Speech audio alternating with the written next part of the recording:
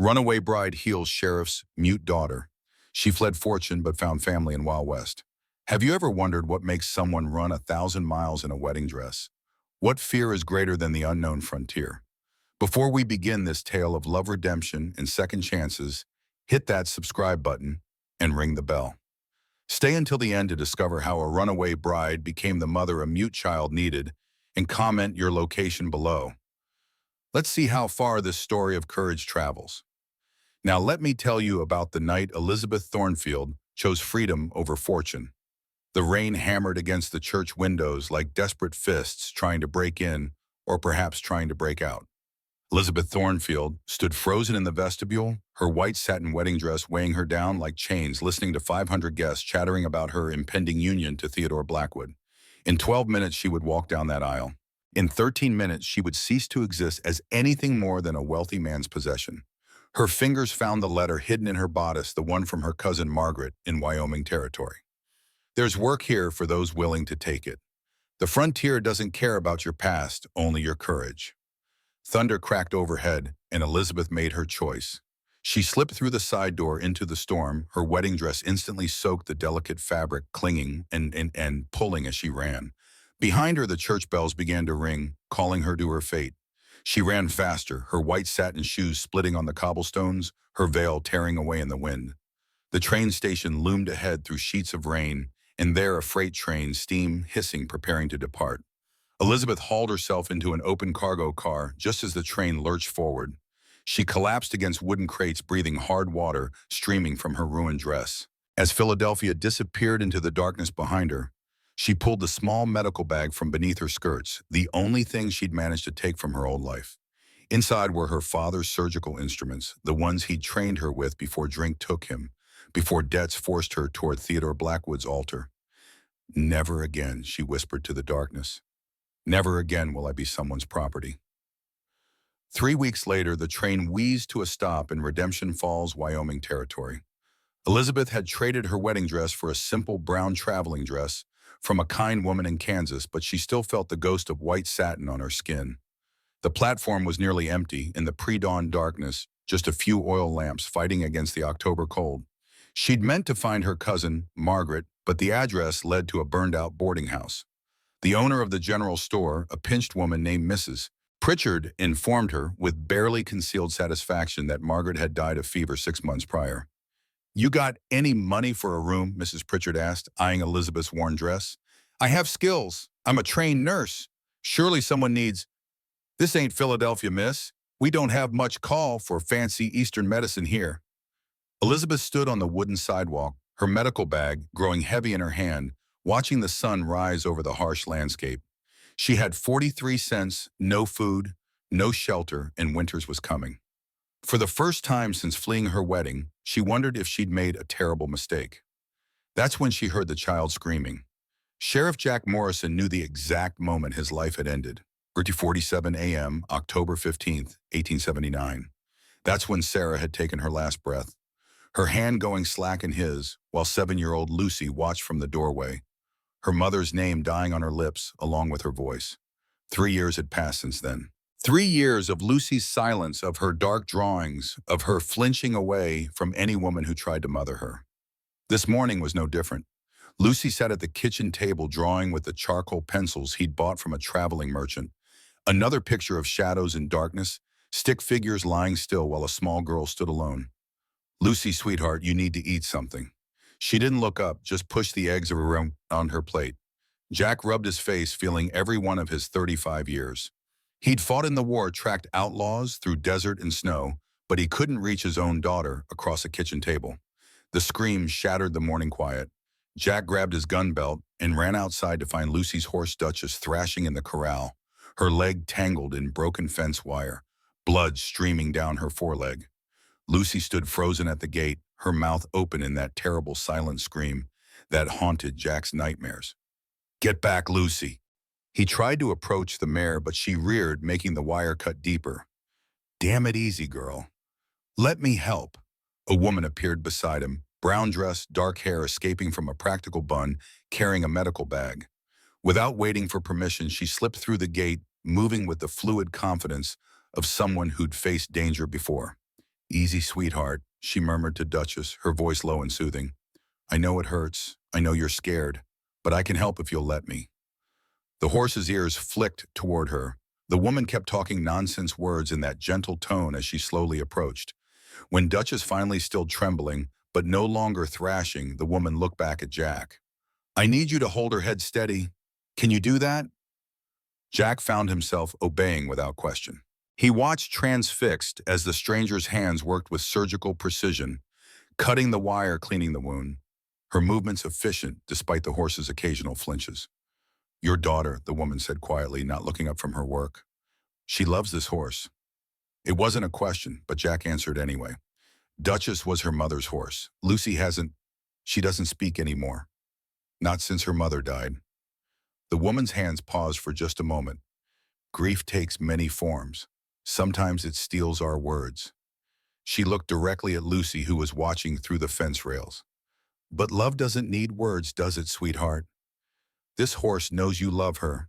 She's being brave for you. Lucy's eyes went wide. She stepped closer to the fence, her small hands gripping the rails. 20 minutes later, Duchess stood calmly, her leg properly bandaged, already nuzzling Lucy's outstretched hand. The woman packed her medical supplies with the same methodical care she'd shown while treating the wound. Thank you, Jack said, meaning it. I'm Jack Morrison, sheriff here. Elizabeth Thornfield. She hesitated, then added, recently of Philadelphia. You're a nurse? I was trained as one, yes. My father was a doctor. He believed in practical education. Her voice carried weight stories untold. Jack studied her, the competent hands, the straight spine despite obvious exhaustion, the way she kept glancing at Lucy with a mixture of recognition and sorrow. You looking for work, Miss Thornfield? I am, but your Mrs. Pritchard made it clear there's no place for Eastern medicine here. Mrs. Pritchard doesn't speak for the whole town. My housekeeper Helen just gave notice her arthritis is getting too bad for the work. The job comes with room and board if you're interested. I can't pay much, but does it involve medical work? Elizabeth interrupted. This is a frontier town, Miss Thornfield. Everything involves medical work eventually. She looked at Lucy, who had laid her cheek against Duchess's neck, then back at Jack. When do I start? Helen McCready was not what Elizabeth expected. The elderly housekeeper moved slowly but deliberately, her keen eyes missing nothing as she showed Elizabeth around the Morrison house. It was larger than most in town, 2 stories with real glass windows and wood floors that creaked with memory. Lucy's room, Helen said, stopping at a door covered in charcoal drawings. Child spends most of her time there, or with that horse. Been 3 years since she spoke a word. What was she like before? Helen's face softened. Bright as a button, chattered like a magpie, always asking questions. Why is the sky blue, Mrs. Helen? Where do the stars go in daytime? Then her mama took sick with the fever, and Lucy watched her fade away over 3 days. Child tried to call for her papa when Sarah was at her worst, but no sound came out. Hasn't made a sound since. Elizabeth studied the drawings papering the door. They were all variations of the same theme: darkness, loss, isolation. But in the corner of each, barely visible, was a tiny star. She's still in there, Elizabeth said softly. The little girl who asked about stars. Helen gave her a sharp look. You lost someone too. I can see it in your eyes. My father, and Mom, myself for a while. Well, Helen said, her voice gruff but kind, maybe you and that child can find yourselves together. That first week, Elizabeth established a routine. She woke before dawn to prepare breakfast, finding that Lucy would eat if she made the food into shapes, stars, horses, birds. She cleaned and organized while Lucy was at school learning the house's rhythms and secrets. In the afternoon, she worked with Duchess, letting Lucy watch and gradually help with the care. She also began to notice things. How Jack's hands shook sometimes when he thought no one was looking. How he had nightmares that made him call out names of men who must have died in the war. How he looked at Lucy with a desperation that spoke of a man drowning on dry land. And she noticed the other things too. The way certain men in town watched Jack with calculating eyes. The whispers about the Colton gang getting bolder closer. The deputy Carl Hayes, who spent too much time at the saloon and not enough time patrolling. One evening as she served dinner, Jack said, "You're not what I expected from a Philadelphia lady." What did you expect? Fainting at the sight of blood, complaints about the lack of proper society, maybe some tears about the hardship. Elizabeth set down the pot roast with more force than necessary. Sheriff Morrison, I spent 2 years working in a war hospital when I was 16. I've amputated limbs, extracted bullets, and held dying men's hands while they called for their mothers. The frontier doesn't scare me. Men who think they own me, that's what sends me running. Jack's eyes sharpened. Is that why you left Philadelphia? Among other reasons. She met his gaze steadily. Is that a problem? No, ma'am. Running from something doesn't make you a coward. Sometimes it makes you smart. Lucy looked between them, her dark eyes curious. She pointed at Elizabeth, then made a gesture like wings. Bird, Jack guessed. Lucy shook her head frustrated. She tried again this time, adding a cage-breaking motion. Free bird, Elizabeth said quietly. A bird that escaped its cage. Lucy nodded emphatically, and for the first time since Elizabeth had arrived, she smiled. That night, Elizabeth couldn't sleep. She stood at her window watching the moon paint the town silver and thought about cages, the ones we're born into. The ones we build ourselves and the ones we mistake for safety until the door locks behind us. A movement caught her eye. 3 riders on the ridge above town, sitting their horses like shadows against the sky. They watched for a long moment, then melted back into the darkness. The Colton gang. She'd heard enough whispers to know they were trouble, that they'd been circling Redemption Falls like wolves testing a fence. She also knew that Jack was the main reason they hadn't attacked yet. His reputation from his cavalry days still carried weight. She was about to turn away when she saw another figure, Deputy Hayes, slipping out of the saloon's back door, looking up at the ridge where the riders had been. He nodded once as if confirming something, then disappeared into the shadows. Elizabeth's blood ran cold. She'd seen that kind of nod before in Philadelphia between men making deals that would destroy lives. Deputy Hayes was working with the Coltons. The next morning she found Jack in his office cleaning his rifle with mechanical precision, the movement of a soldier preparing for battle. You saw them too, he said without looking up. The riders? Yes. They're getting bolder. Tom Colton thinks he owns this territory, probably be making a move soon. Elizabeth hesitated, then said, Your deputy was out late last night. Jack's hand stilled. Carl's always been fond of whiskey. Sheriff Morrison. Jack, I don't think he was drinking. Jack looked up, then his eyes hard as flint. You saying what I think you're saying. I'm saying be careful who you trust. In my experience, the most dangerous enemies are the ones who smile at you every day. Before Jack could respond, Helen burst through the door, her face white with panic. Sheriff, it's Martha Hayes. She's in labor, and something's wrong. The baby's turned wrong, and she's bleeding. Elizabeth was moving before Helen finished speaking, grabbing her medical bag. Where? The Hayes house, just past the church. I know it. Elizabeth turned to Jack. I need clean water, all you can boil, clean cloths, and whiskey for sterilization. Martha's Carl's wife, Jack said slowly, the implications clear. I don't care whose wife she is. She's a woman in trouble, and I can help. Elizabeth's voice was steel. Are you coming or not? They ran through the streets together, Lucy following despite Jack's protests. The Hayes house was in chaos, Carl pacing the porch. Neighbors gathered uselessly, and from inside the terrible sound of a woman in agony. Elizabeth pushed past them all, finding Martha Hayes on a blood-soaked bed, her face gray with pain and blood loss. Everyone out except who I asked for, Elizabeth commanded, already assessing the situation. The baby was breech shoulder presentation, one of the most dangerous positions. Without intervention, both mother and child would die. Mrs. Hayes, Martha. I'm Elizabeth. I'm going to help you, but I need you to trust me. Martha's eyes were wild with fear. My baby. Your baby's just confused about which way to come out. We're going to help guide them, all right? Elizabeth looked at Jack. I need you to hold her shoulders. Helen, support her legs. This is going to hurt, but it's going to save her life. What followed was 40 minutes of controlled chaos. Elizabeth worked with fierce concentration, her hands steady despite the blood manually turning the baby, while Martha screamed and Jack held her steady. Carl tried to burst in twice, but Helen, showing surprising strength, barred the door. Come on, little one, Elizabeth murmured, feeling the baby finally shift. That's it. There we go. The baby emerged in a rush of blood and fluid, a tiny girl, blue and still. Elizabeth immediately cleared her airways, rubbing her back vigorously while Martha sobbed. "She's not crying," Martha gasped. "Why isn't she crying?" Elizabeth didn't answer, focused entirely on the infant. She breathed into the tiny lungs, compressed. The chest gently breathed again. The room held its breath with her. Then a cough, a wheeze, and finally, gloriously, a cry. "There she is," Elizabeth said, tears streaming down her face as she placed the squalling infant on Martha's chest.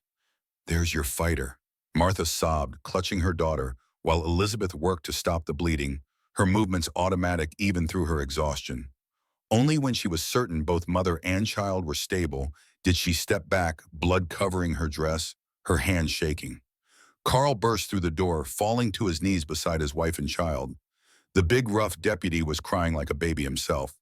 "You saved them," he said to Elizabeth, his voice breaking. "Dear God, you saved them both." Elizabeth met his eyes steadily. "Everyone deserves a chance at life, Deputy Hayes. Everyone deserves someone who'll fight for them when they can't fight for themselves." Something passed through Carl's expression. Shame, perhaps, or recognition. He nodded slowly, understanding the weight of what she hadn't said. That evening, as Elizabeth washed the blood from her hands in the kitchen, she found Lucy standing in the doorway holding a piece of paper. It was a drawing, but different from her usual dark sketches. This one showed a woman with dark hair holding a baby up to the light, and in the corner, that tiny star had grown larger, brighter. Lucy handed her the drawing, then did something extraordinary. She opened her mouth, and though no sound came out, she clearly mouthed the word hero. Elizabeth pulled the child into her arms, feeling Lucy's thin body shake with silent sobs, not of grief this time, but of something breaking free. "You're the hero, sweetheart," Elizabeth whispered. "You're the bravest little girl I know." Jack stood in the doorway watching them with an expression Elizabeth couldn't read. "You did something today," he said quietly. "Not just saving Martha and the baby. Carl, he came to me after. Told me some things about the Coltons, about plans.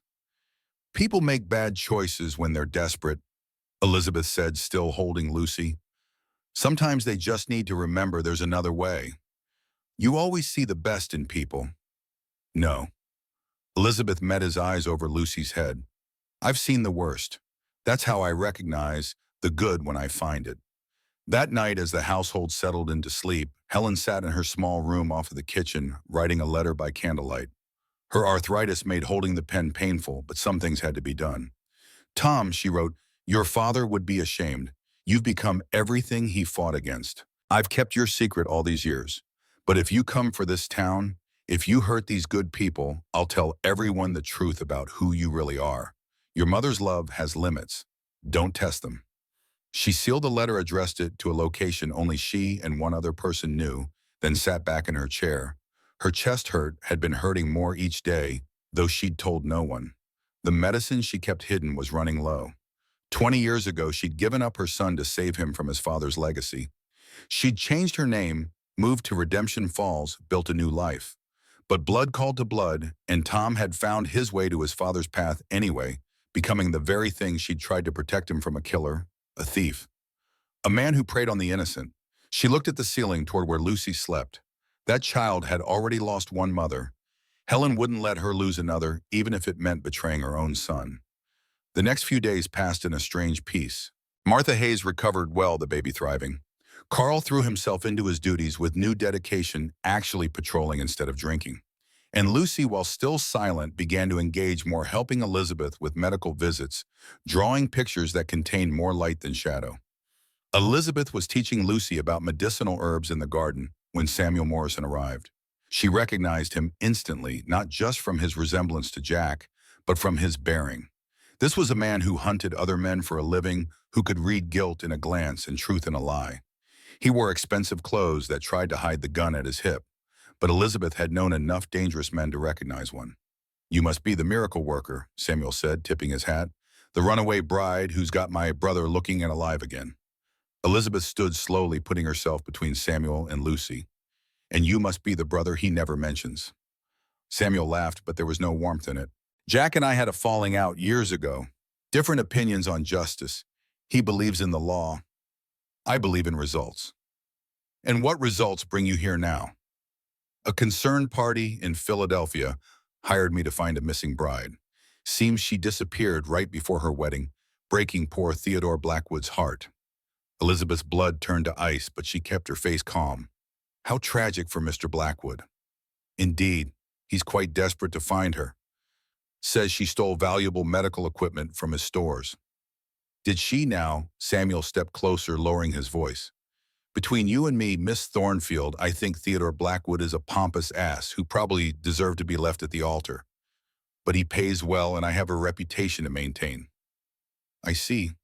Do you? Because here's what I see. Samuel's voice was conversational, almost friendly. I see a woman who's brought my brother back from the dead. I see a little girl who's starting to heal because of her. I see a town that's rallying around a newcomer who saves lives without asking for anything in return. He paused, studying her. I also see that my investigation has hit a dead end. The trail went cold in Kansas.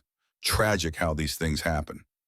Elizabeth's knees nearly buckled with relief, but she held steady. Mr. Morrison, Samuel, and I'm not doing this for you. I'm doing it for Jack, and for that little girl who deserves a chance at happiness. His expression hardened. But if you hurt them, if you're playing some game, I'm not. No, Samuel said after a long moment. I don't believe you are. Jack appeared around the corner, his face tight with barely controlled anger. Samuel. Hello, little brother. You need to leave. Already going. Samuel tipped his hat to Elizabeth again. Miss Thornfield, it's been a pleasure not finding you. I'll send word to Philadelphia that the trail's gone cold. Theodore will have to find another bride to bore to death with his business talk. He started to leave, then turned back. Jack, you might want to know the Coltons hit the Jackson Ranch last night. Took everything. They're moving this way. Jack's hand went to his gun. How many? 7, maybe 8. Tom Colton's leading them himself now. Man seems to have a particular grudge against this town. Samuel glanced at Helen, who had appeared in the doorway, her face pale. Can't imagine why. After Samuel left, Jack turned to Elizabeth. You ran from Theodore Blackwood. You know him. Know of him. He owns half of Philadelphia's medical supplies, has judges in his pocket. You're either very brave or very foolish to run from him. Maybe both. Jack studied her for a moment, then said, Samuel's right, you know, about bringing us back from the dead. Before Elizabeth could respond, Lucy tugged on her father's sleeve, pointing urgently toward town. Smoke was rising from the direction of the bank. Stay here, Jack ordered, already running. But Elizabeth had never been good at following orders. She grabbed her medical bag, told Helen to keep Lucy safe, and followed Jack toward the smoke. The bank wasn't on fire. It was a distraction. While half the town fought the flames from a burning hay wagon, 3 masked men were inside the bank. Jack had already engaged them, gunfire echoing off the buildings. Elizabeth ducked behind a water trough as bullets shattered the window above her head. Through the chaos, she saw Jack pinned down behind an overturned table, blood running down his arm. Then she saw something else. Lucy had followed them, was crouched behind a barrel terror, frozen on her face as a masked man advanced on her father from behind. Time slowed. Elizabeth saw the gun rise toward Jack's back, saw Lucy's mouth open in a silent scream. And without thinking, Elizabeth grabbed a piece of broken timber and swung it with all her strength. The wood connected with the gunman's skull with a sickening crack. He dropped his gun, skittering away. Elizabeth kicked it toward Jack, who spun and fired at the other attackers, driving them back. But one bandit remained, his gun trained on Elizabeth. She saw her death in the black barrel, had a moment to think how ironic it was to die in a wedding dress, and now to die saving someone else's family. The shot was impossibly loud. But it was the bandit who fell, clutching his shoulder. Behind him stood Carl Hayes, his smoking gun still raised. Nobody shoots women in my town, Carl said grimly. Not anymore. The remaining bandits fled, leaving their wounded companion behind. Jack was on his feet, immediately checking Elizabeth for injuries, while Carl secured the prisoner. You're bleeding, Elizabeth said, reaching for Jack's arm. You hit a man with a piece of wood to save me. It seemed like the thing to do at the time. Jack caught her hands, his eyes intense. Elizabeth, Papa. The word cracked through the air like a gunshot. Everyone froze, turning to stare at Lucy, who stood with tears streaming down her face. Papa, she said again, her voice rusty from disuse but clear. You're hurt. Miss Elizabeth, Papa's hurt. Jack fell to his knees, pulling Lucy into his arms while she sobbed and chattered, 3 years of words pouring out in a flood. I tried to talk before, but I couldn't, and then Mama was gone and the words were stuck. But Miss Elizabeth came, and she saved Duchess and saved Mrs. Hayes and saved you, and the words came back, Papa. They came back. Elizabeth stood watching them, tears running down her face when she felt a hand on her shoulder. Helen stood beside her, her expression strange. You saved them all, Helen said quietly. We all saved each other. Helen was quiet for a moment, then said, I need to tell you something. About the Coltons, about Tom Colton specifically. Elizabeth saw the pain in the older woman's eyes, the weight of secrets carried too long. Helen, he's my son. The words hung in the air like smoke from the dying fire. Helen's shoulders shook as she continued. I gave him up 20 years ago, tried to save him from becoming his father. But blood tells, and he found his way to violence anyway. He's coming for this town, and it's my fault. Elizabeth pulled the older woman into her arms. No, his choices are his own. I have to stop him. We'll stop him together. As the sun set over Redemption Falls, casting long shadows across the wounded town, and Elizabeth looked at the family she'd found Jack holding, his talking, laughing daughter, Helen carrying the weight of impossible choices, Carl Hayes standing guard with newfound purpose. She'd run from one life straight into another, from a cage of gold into a frontier of possibility. Tomorrow would bring new challenges. The Coltons were still coming. Theodore might still send others, and hearts once broken were fragile as they mended. But tonight, Lucy was talking. Jack was smiling. And Elizabeth Thornfield, runaway bride and unlikely hero, was exactly where she belonged. The star that had been tiny in Lucy's drawings was growing brighter, and for the first time in years, it wasn't alone in the dark. The revelation hung in the morning air like gunsmoke. Helen McCready, the woman who had kept Jack Morrison's house and helped raise his daughter, was mother to the most dangerous outlaw in the territory. Elizabeth stood in the kitchen, watching Helen's weathered hands tremble as she kneaded bread, the repetitive motion a futile attempt at normalcy after her confession the night before. How long have you known he was nearby? Elizabeth asked gently. 6 months. He sent a man to test me, see if I'd recognize him after all these years. Helen's voice was hollow. A mother always knows her child, even when that child has become a monster. You're not responsible for his choices. Aren't I? Helen's hand stilled. I gave him away to protect him from his father's legacy. Told myself a good family would raise him right. But the family I chose, they died when Tom was 10. He ended up on the streets then with outlaws. If I'd kept him, you'd likely both be dead, Jack said from the doorway. Neither woman had heard him approach. His arm was still bandaged from yesterday's gunfight, but he moved with his usual quiet authority. I knew your husband, Helen, knew his reputation. You did what you had to do to survive. Helen's composure finally cracked. His father was evil incarnate Jack. Beat me until I couldn't remember my own name. When I found out I was pregnant, I knew that baby would either become his victim or his weapon. So I ran. And ended up here. Changed my name, my whole history. Been lying to good people for 20 years. She looked at Jack with tears streaming down her face. I'll pack my things. The hell you will, Jack said firmly. You've been more of a grandmother to Lucy than she ever had by blood. Your son's crimes aren't yours to carry. From upstairs came the sound of Lucy's voice, still hoarse from disuse, but growing stronger as she read aloud from one of her mother's old books. The miracle of her return speech had transformed the house, filling it with a joy they had almost forgotten existed. She's reading to Duchess through the window, Elizabeth said with a soft smile. Apparently the horse needs to hear stories too. Jack's expression gentled. She gets that from Sarah. Used to read to all the animals, said they were the best listeners. A knock at the door interrupted the moment. Carl Hayes stood on the porch, his deputy badge gleaming in the morning sun, a marked change from the tarnished appearance he'd maintained during his drinking days. Sheriff, we got a problem. Telegram just came in from Fort Laramie. The Coltons hit an Army payroll wagon, killed 2 soldiers. Jack's face darkened. Federal crime now. They'll send marshals. That's not the worst part. Carl handed Jack the telegram. They're saying Tom Colton left a message. Said he's coming for Redemption Falls next and specifically mentioned you. Elizabeth read over Jack's shoulder, her blood chilling at the words, "Tell Morrison his debt is coming due. 3 days." "What debt?" Elizabeth asked. Jack's jaw tightened. "5 years ago, before I was sheriff here, I tracked Tom's gang for the cavalry, caught 3 of his men, including his younger brother. They hanged for murder." Helen made a sound like a wounded animal. "Jamie's dead."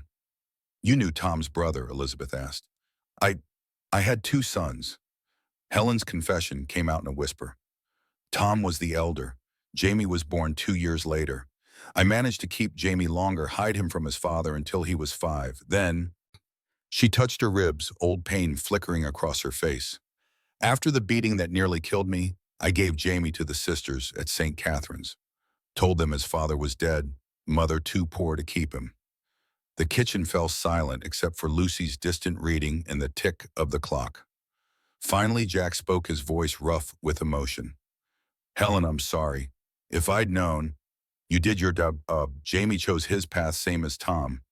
Helen straightened still, returning to her spine. "But Tom blames you for Jamie's death, and he'll burn this whole town to punish you for it." "Not if I stop him first." "How?" Carl asked. "We've got maybe 6 able-bodied men who can shoot worth a damn.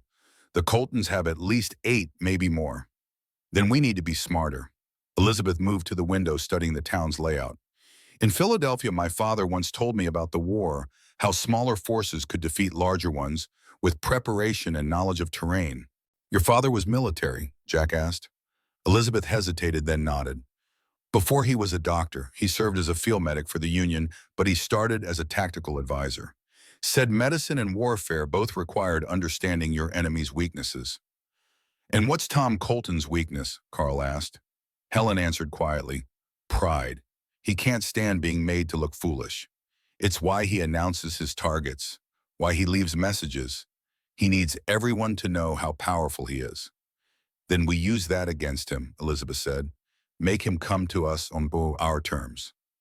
Jack studied her with something like admiration. "You're not just a nurse, are you?" "I'm whatever I need to protect the people I care about." Before anyone could respond, Lucy burst into the kitchen, her face bright with excitement. "Papa, Miss Elizabeth, there's a man outside with the biggest horses I've ever seen. He says he knows you." They rushed to the porch to find Samuel Morrison standing beside a wagon loaded with wooden crates, 4 magnificent draft horses stamping in the traces. "Thought you might need some supplies," Samuel said casually, though his eyes were sharp as he scanned the town. "Heard the Coltons were heading this way." "Samuel," Jack said warily, "what's in the crates?" "Oh, this and that, ammunition, some new rifles from back east, maybe a few sticks of dynamite that fell off an army wagon." Samuel grinned. "All legally purchased, of course. I have receipts." "You came back to help." "I came back because family stands together even when that family's complicated." Samuel's gaze found Elizabeth. "Besides, someone needs to make sure Miss Thornfield's investment in this town pays off." Elizabeth felt heat rise in her cheeks. "I haven't invested." "Sure you have. You invested your skills, your courage, your heart." Samuel's expression grew serious. "Theodore Blackwood sent another detective, by the way. But don't worry, I had a conversation with him about the dangers of frontier travel. He decided California might be better for his health." That evening, they gathered in the church, the entire town, all 43 souls who called Redemption Falls home. Jack stood at the pulpit, Elizabeth and Samuel flanking him, while Carl guarded the door. "You all know what's coming," Jack began. "The Coltons want this town, and they want blood. We can run, let them take what they want, and hope they leave us breathing. Or we can fight." "Fighting suicide," said Walter Pritchard, the store owner's husband. "We're shopkeepers and ranchers, not gunfighters." "You're right," Elizabeth stepped forward, "which is why we're not going to fight them straight on. We're going to be smarter." She moved to the chalkboard the Sunday school used. "How many of you have root cellars?" Confused murmurs rippled through the crowd. "Root cellars, storm shelters, any underground space." How many hands slowly raised? Elizabeth made notes on the board mapping the town's hidden spaces. "And how many of you hunt set traps for rabbits or coyotes?" More hands. "Good." Elizabeth's smile was sharp as a scalpel. "Because we're going to turn Redemption Falls into a trap. The Coltons expect scared townsfolk. They'll find something else entirely. Old Martha Hayes stood up still weak from childbirth, but with fire in her eyes. This woman saved my life and my baby's. If she says we can do this, I believe her. The Coltons killed my brother last spring, added Thomas the blacksmith. I'll do whatever it takes. One by one, the townspeople voiced their support. Even Mrs. Pritchard, who'd been so dismissive of Elizabeth, initially stood up. I was wrong about you, Miss Thornfield. You're one of us now. We stand together or fall together. Jack watched Elizabeth organize the town's defense with the same precision she'd shown in medical work. She assigned teams, some to dig concealed pits along the main road, others to string wire between buildings at neck height for mounted riders, still others to position mirrors for signaling. Where did you really learn all this? Jack asked her privately as they supervised the work. I told you about the war hospital. What I didn't mention was that it was behind enemy lines. We had to defend ourselves more than once. Elizabeth's eyes grew distant. I was 17 when I killed my first man. He was trying to steal medical supplies while wounded soldiers were dying for lack of them. I didn't hesitate. That why you really ran from Theodore because he found out? No. Elizabeth turned to face him fully. I ran because Theodore was exactly the kind of man who would have used that information to control me. He collected people's secrets like weapons. Jack reached out, almost touching her face before catching himself. Elizabeth, Sheriff, Carl's voice cracked through the moment. Rider coming in fast. The rider was a boy, maybe 14, riding hard from the direction of the Jackson Ranch. His horse was lathered with sweat, sides heaving. They're coming, the boy gasped. The Coltons, they're at our place now. Pa sent me to warn you. They'll be here by tomorrow noon. Tomorrow, less than 24 hours to finish their preparations. Get the boy water and food, Jack ordered. Carl, ring the church bell. Everyone to positions. As the bell tolled, Elizabeth found Helen in the kitchen, writing another letter with shaking hands. What are you doing, Arbaki? Writing my confession, everything. Who Tom really is, who I really am. If I die tomorrow, the truth should be known. Elizabeth gently took the pen from her hand. You're not dying tomorrow. You don't know that. Yes, I do. Because I need you alive to teach Lucy about herbs, and Jack needs you to keep making that cornbread he pretends not to love. And this town needs your strength. Elizabeth gripped Helen's shoulders. Your son made his choices. You don't owe him your life. Helen's tears came freely then, and Elizabeth held her while she sobbed, not for the man Tom had become, but for the boy he'd never been allowed to be. That night, as the town made final preparations, Elizabeth found herself standing in Sarah Morrison's sewing room, looking at the dresses that still hung in the wardrobe. She would have liked you, Jack said from the doorway. You don't have to say that. I'm not. Sarah believed in strength that didn't announce itself, courage that looked like kindness. She would have seen herself in you. Elizabeth turned to find Jack standing closer than expected, close enough to see the flecks of gold in his brown eyes. Tomorrow, she began. Tomorrow we survive, all of us. He cupped her face in his hands. I need you to know something. These past weeks, watching you with Lucy, seeing you bring this town together, I've been falling in love with you. Not because you remind me of Sarah, but because you're entirely yourself. Fierce and gentle, and absolutely refusing to be anything less than exactly who you are. Elizabeth's breath caught. Jack, you don't have had to say anything. I just needed you to know in case. She silenced him by pressing her lips to his, a kiss that was answer and promise and plea all at once. When they parted, she whispered, we're going to survive this. And when we do, I'm going to marry you properly. No running this time. Is that a proposal, Miss Thornfield? It's a promise, Sheriff Morrison, Lucy's voice called from downstairs. Papa, Miss Elizabeth, the mirrors are all in place. They pulled apart, the moment broken, but the promise lingering between them like smoke. The night passed too quickly. Elizabeth barely slept, running through contingencies, checking medical supplies, preparing for casualties. At dawn, she found Lucy sitting by Duchess's stall, her mother's old rifle across her lap. Sweetheart, you're supposed to be in the safe room with the other children. I can shoot, Lucy said quietly. Mama taught me before she died. Said a woman on the frontier should know how to protect herself. You're 11 years old, and you were 17 when you first killed someone. At Elizabeth's shocked look, Lucy added, "The walls are thin. I heard you talking to Papa." Elizabeth sat beside the girl who'd become like a daughter to her.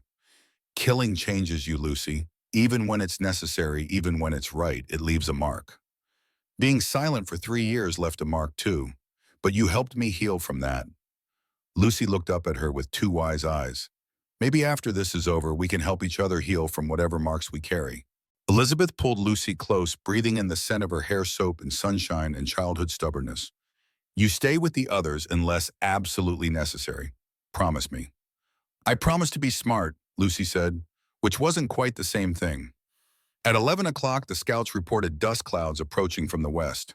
The Coltons were early. Elizabeth took her position on the roof of the general store medical bag beside her rifle in her hands. She could see Jack at the sheriff's office, Samuel and Carl flanking him. Helen was in the church with the children and elderly, though Elizabeth suspected the woman had a gun hidden in her apron.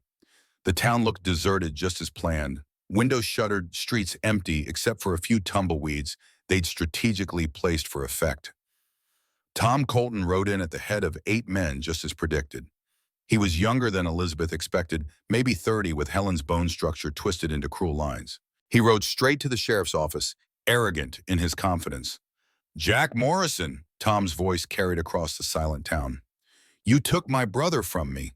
Time to pay that debt." Jack stepped out, hands easy at his sides. "Your brother was a murderer, Tom. He killed a family of homesteaders, including 2 children. They were squatting on land that should have been ours. No land is worth children's lives." Tom laughed ugly and sharp. "Everything has a price, Sheriff. Even justice. Where's your town? They abandon you already. They're smart enough to avoid unnecessary bloodshed. Smart or cowardly." Tom dismounted his men, spreading out behind him. "Doesn't matter. We'll take what we want either way. Starting with your life." Then your daughter heard the little mute finally found her voice. "Wonder what sound she'll make when—" The shot came from nowhere and everywhere at once. Tom's hat flew off a neat hole punched through the crown. He spun, looking for the shooter, but the mirrors positioned around town reflected sunlight in blinding flashes, making it impossible to locate the source. "That was a warning," Elizabeth called out, though her voice seemed to come from 3 different directions thanks to the echo chambers they'd created. "The next one won't miss." Tom's men raised their weapons, but suddenly the ground gave way beneath 2 of them, the concealed pits Elizabeth had designed, claiming their first victims. The men screamed as they fell onto sharpened stakes below. "Now!" Jack shouted. The town erupted. Gunfire from a dozen hidden positions, townsfolk shooting from root cellars and false walls. The tripwires claimed another rider, sending him crashing into a water barrel filled with tar that Thomas the blacksmith had heated. But the Coltons were experienced fighters. They regrouped quickly, taking cover, returning fire with deadly accuracy. Walter Pritchard cried out as a bullet found his shoulder. Elizabeth saw Martha Hayes drag him to safety, while her husband Carl advanced on the outlaw's position. Then she saw Lucy. The girl had broken her promise, was creeping along the roofline with her mother's rifle trying to get a clear shot at Tom Colton. Elizabeth's heart stopped as one of the outlaws spotted her raising his gun toward the child. Time slowed. Elizabeth moved without thinking, launching herself across the gap between buildings. She crashed into Lucy just as the bullet whistled past both of them, tumbling onto the slanted roof. The rifle skittered away, sliding toward the edge. "I had the shot," Lucy cried, "and he had you." Elizabeth pushed Lucy toward the roof hatch. "Get below now." But Tom Colton had seen them. He was climbing the building, murder in his eyes. Elizabeth grabbed Lucy's fallen rifle, but it was empty. Tom hauled himself onto the roof, gun drawn. "Well, well, the runaway bride and the sheriff's brat." Elizabeth pushed Lucy behind her. "Your fight's with the adults, not children. My brother was barely 19 when Morrison had him hanged. Still a child in my eyes." Tom's gun steadied on Elizabeth. "Eye for an eye." "Tom, no." Helen stood at the edge of the roof, having climbed the ladder no one thought she could manage with her arthritis. She held an old Navy Colt, the kind used 20 years ago. "Mother," Tom's voice cracked like a teenager's. "Hello, son." The gunfight below seemed to pause, everyone aware something momentous was happening on the rooftop. "You're dead," Tom whispered. "Father said you died." Your father said a lot of things, all of them lies. Helen stepped closer, her gun never wavering. I've watched you become everything I tried to save you from. Everything your father was. You abandoned me. I tried to save you, gave you to a good family, who died leaving me with nothing but his name and his gun. Tom's face contorted with rage and pain. You should have kept me. Your father would have killed us both. Instead, the world tried to kill me alone. And I got strong. I got mean. I survived. No, Helen said sadly. You died inside and just kept walking. Tom's gun swung toward his mother. Then you can join me in hell. 3 shots fired simultaneously. Tom's bullet caught Helen in the chest, spinning her backward. Elizabeth's borrowed derringer, hidden in her medical bag, put a hole in Tom's shoulder. But it was the 3rd shot from Jack's rifle below that ended Tom Colton's reign of terror. Tom looked down at the spreading red stain on his shirt, then at his mother collapsed on the roof. Mama, the word came out, small, confused, like the boy he'd once been. Helen, bleeding and dying, reached out to her son. I'm sorry, baby. I'm so sorry. Tom crawled to her, his strength fading. Mother and son lay together on the roof as their blood mingled on the shingles, 20 years of separation ending in a moment of terrible reunion. Did you ever love me? Tom whispered. Every day. Helen gasped. Every single day. Tom Colton died with his head on his mother's shoulder, the outlaw finally finding the peace that had eluded him in life. Helen lingered a moment longer, her eyes finding Elizabeth. Take care of them, she whispered. Then she too was gone. The remaining Colton gang, seeing their leader fall, tried to flee, but Samuel and the townsmen cut them down or captured them. In 15 minutes of chaos, it was over. Elizabeth knelt beside Helen and Tom Lucy, clinging to her back. Below, Jack was climbing the ladder, his face grim. The town had won, but at a cost. She saved us, Elizabeth said quietly, both of them in their own way. Tom's death ends the gang and Helen's sacrifice. She couldn't finish. Jack pulled both Elizabeth and Lucy into his arms. She died protecting her real family, the one she chose. And as they stood on the roof, the sun broke through the gun smoke, illuminating Redemption Falls. The town had lived up to its name, redemption found in sacrifice, in choosing love over fear, in standing together against the darkness. But Elizabeth knew the real redemption was quieter, smaller. It was in Lucy's voice returning, in Jack's smile, in Helen's final act of love for a son she couldn't save and a family she could. They climbed down from the roof to find the town gathering. Martha Hayes was tending the wounded with Elizabeth's medical supplies, having learned from watching her. Carl stood guard over the captured outlaws. Samuel was already organizing the cleanup. Miss Thornfield, Mrs. Pritchard approached hesitantly. What you did today, we owe you everything. You owe me nothing. We protected each other. That's what family does. Mrs. Pritchard smiled through her tears. Welcome home, Elizabeth. Welcome home. That night, they buried Helen and Tom side by side in the cemetery outside town. It seemed wrong to separate them after everything. Reverend Cole, brought in from the neighboring towns, spoke words about forgiveness and redemption that made everyone cry. Lucy sang a hymn in her clear young voice, the first time she'd sung since her mother's death. The sound was so pure, so beautiful, that even the wind seemed to pause to listen. Spring came to Redemption Falls like a blessing after a curse, washing the blood from memory, if not from fact. 3 months had passed since the Colton raid, and the town bore its scars with quiet dignity. Bullet holes in walls became strange decorations. The rebuilt bank stood stronger than before, and Helen McCready's grave sprouted wildflowers that Lucy tended every Sunday. Elizabeth stood in her makeshift clinic, teaching Martha Hayes how to properly suture a wound. The woman had shown remarkable aptitude for medical work since helping during the raid, and Elizabeth had taken her on as an informal apprentice. Smaller stitches, Elizabeth guided Martha's hands. Think of it like embroidery, but the fabric is saving someone's life. Never thought I'd be doing this, Martha said, concentration furrowing her brow. Carl says I'm getting better at it than cooking. You have steady hands and a steady heart. That's what matters. The clinic door burst open, causing both women to jump. Lucy ran in braids, flying, her face bright with excitement. Miss Elizabeth, Papa says to come quick. There's a fancy carriage coming into town. Elizabeth's blood chilled. In her experience, fancy carriages brought nothing but trouble to frontier towns. She grabbed her medical bag out of habit and followed Lucy to the main street where half the town had already gathered.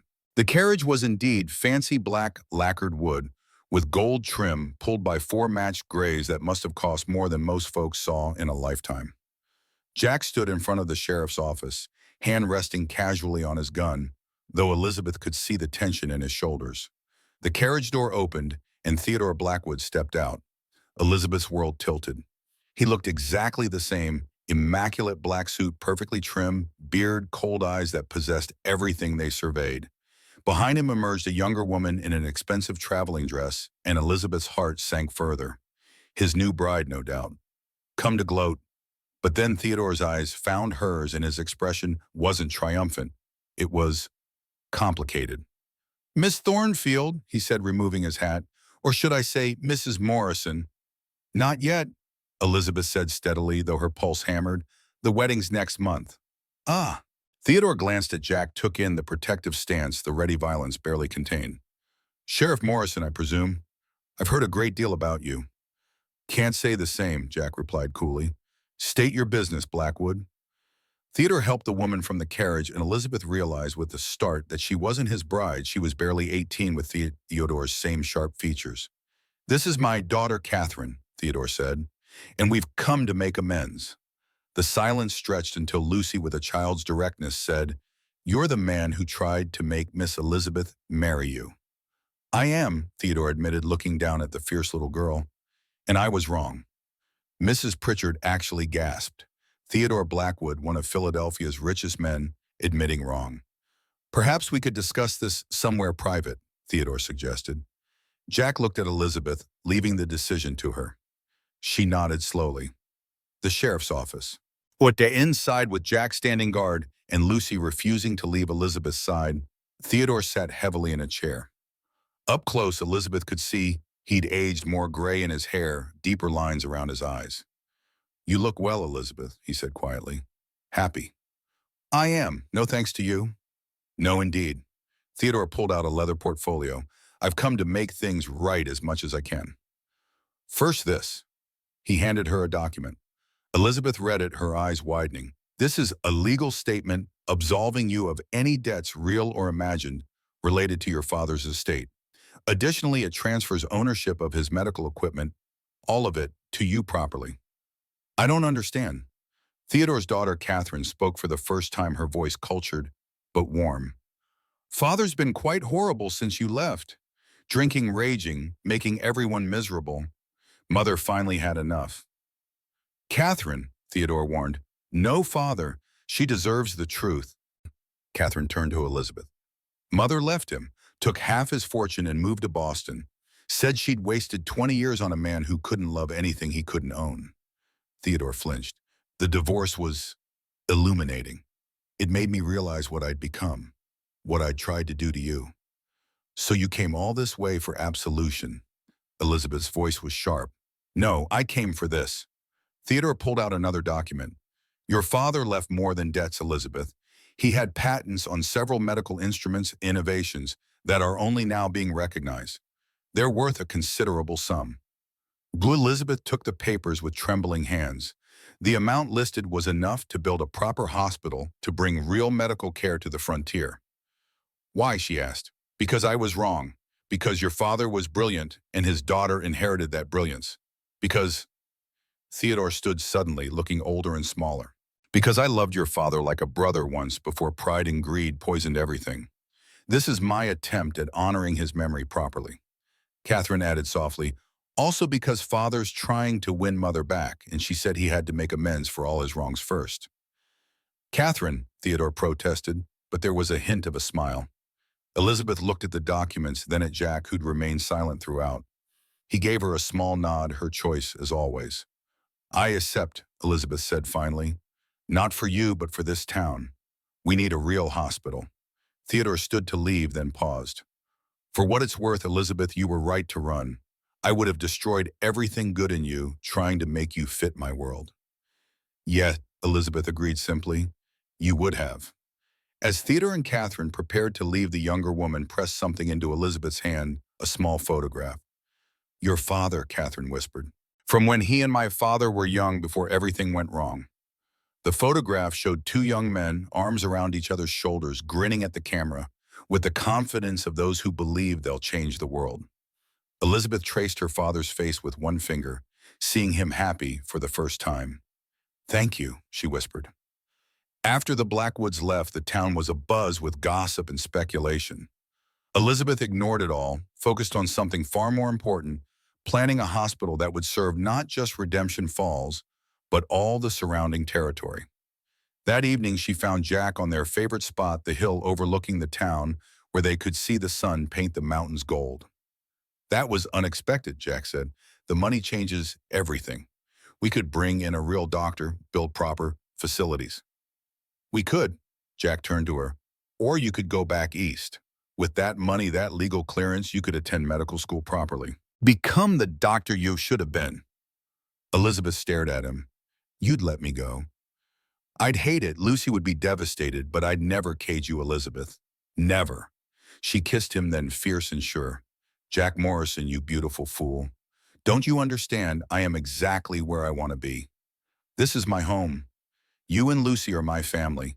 The only thing that money changes is how much good I can do right here. You're sure? I've never been more sure of anything in my life. 2 weeks later, Samuel Morrison returned to town with a surprise, an actual qualified doctor he'd convinced to come west. Dr. Marcus Chen was young Chinese and brilliant. He'd faced discrimination in San Francisco, despite his degree from Harvard Medical School, and Samuel had offered him something irresistible, a place where his skills mattered more than his race. You'll work with Elizabeth, Samuel explained to the skeptical townspeople. She knows frontier medicine. He knows formal training. Together, they'll save more lives than either could alone.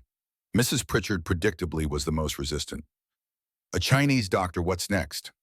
Progress, Elizabeth said firmly. Dr. Chen graduated top of his class. He's published papers on surgical techniques that are revolutionary. We're lucky to have him. To everyone's surprise, it was Lucy who settled the matter. She walked right up to Dr. Chen and said in perfect Mandarin, "Welcome to our home.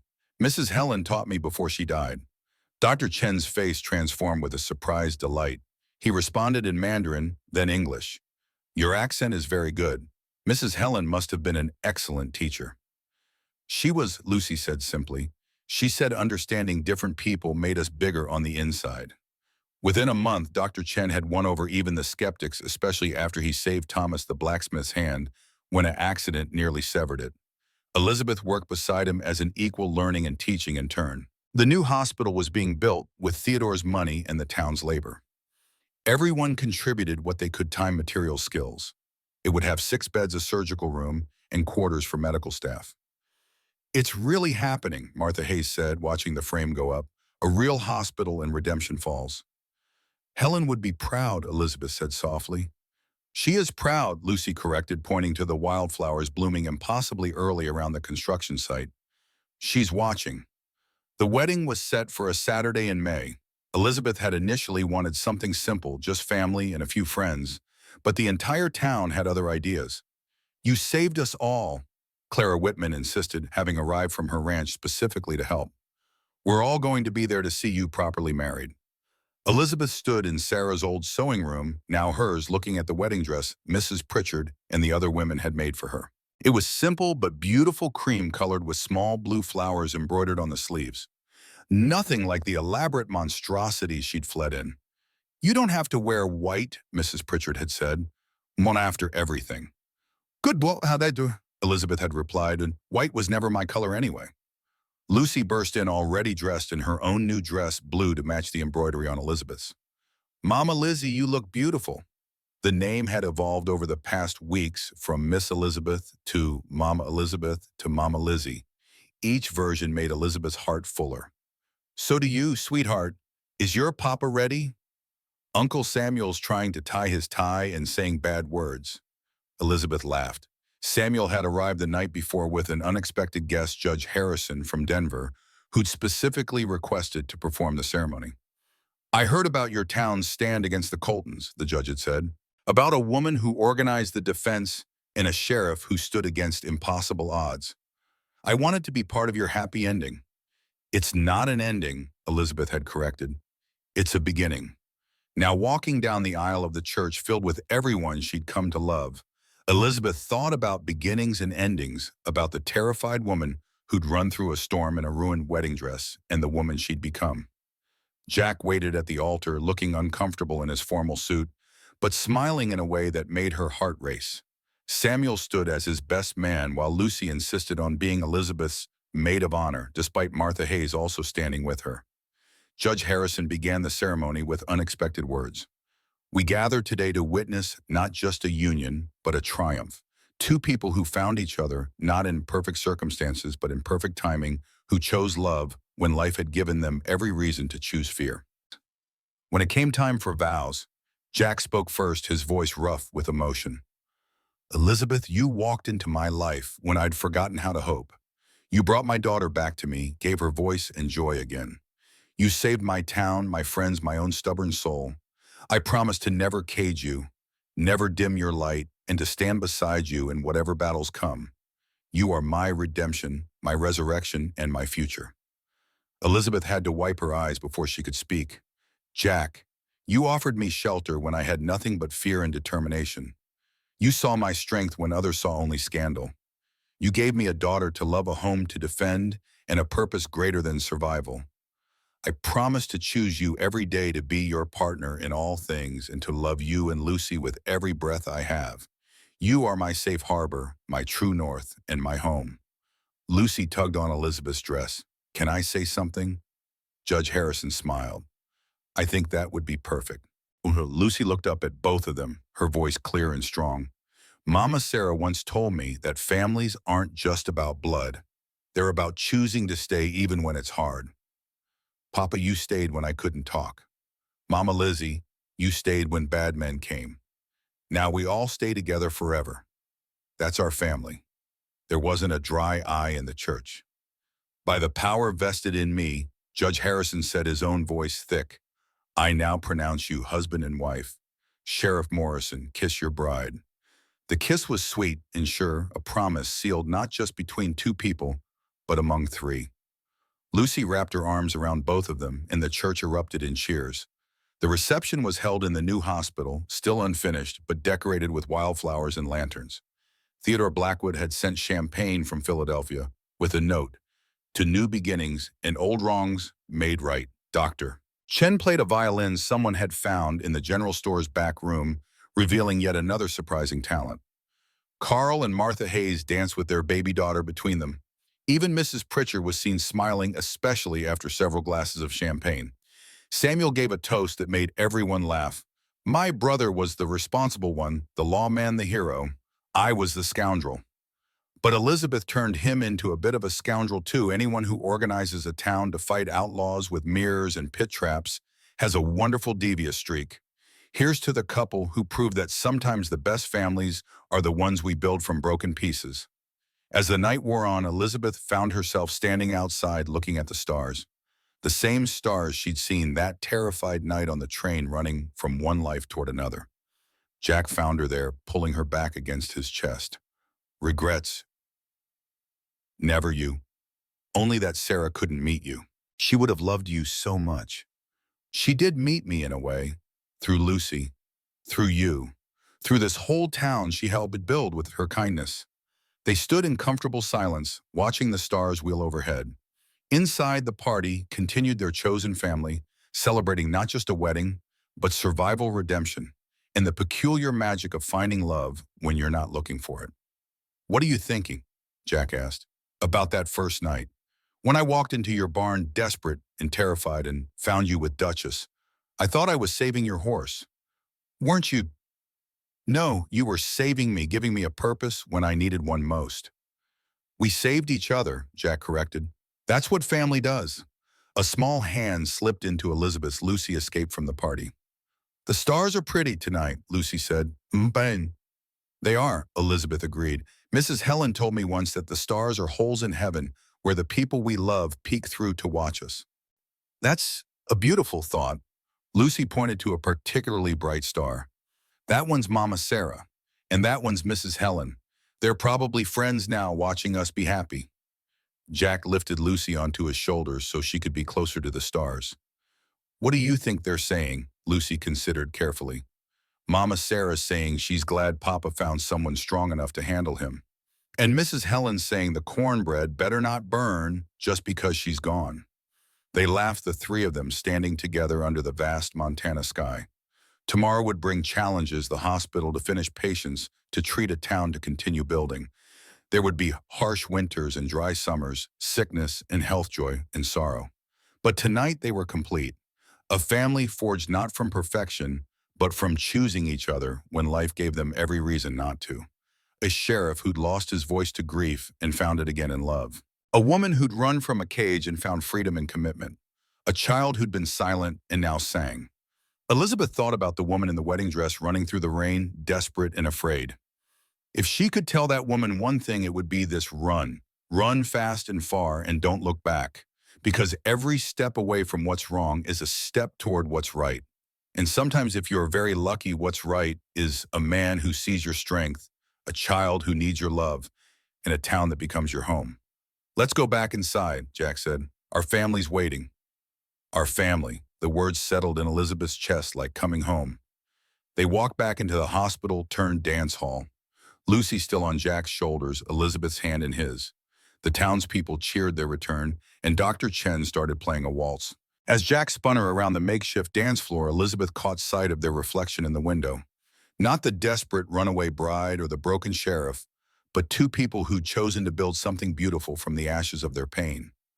I love you, she whispered. I love you too, Jack replied. Thank you for running to us. Thank you for giving me a reason to stop running. The music played on, and Redemption Falls danced with them, celebrating not just a wedding, but the proof that sometimes the best endings are actually beginnings in disguise. Later, much later, when the guests had gone home and Lucy was asleep between them because she insisted on staying close on their wedding night, and how could they refuse, Elizabeth lay awake thinking about Helen's sacrifice, Sarah's legacy, Theodore's redemption, and her father's instruments now serving frontier families. Every ending had led to this beginning. Every loss had cleared space for new love. Every scar had become a story of survival. Can't sleep, Jack whispered in the darkness. Too happy to sleep. That's a good problem to have. The best problem. Lucy stirred between them, mumbling in her sleep. Stars are singing. Listen, Jack said softly. She's right. And perhaps she was. Perhaps the stars were singing a song of redemption, of love found in unlikely places, of families built from choice rather than chance. Or perhaps it was just the wind through the mountains, the eternal music of the frontier that had drawn desperate souls west for generations. Either way, Elizabeth Morrison no longer. Thornfield no longer. Running closed her eyes and listened to the music of her new life, her husband's breathing, her daughter's dreams, and the steady beat of her own heart, finally at peace. The sheriff's runaway bride had found her home at last, not in a place, but in the people who'd chosen to love her when she'd barely learned to love herself. And that she knew was the greatest redemption of all. Outside, dawn was breaking over Redemption Falls, painting the sky in shades of hope. A new day for a new family built on the unshakable foundation of choosing to stay when running would be easier, choosing to love when loss had taught them fear, choosing to build something beautiful from the broken pieces of their past. The beginning of their real story started now.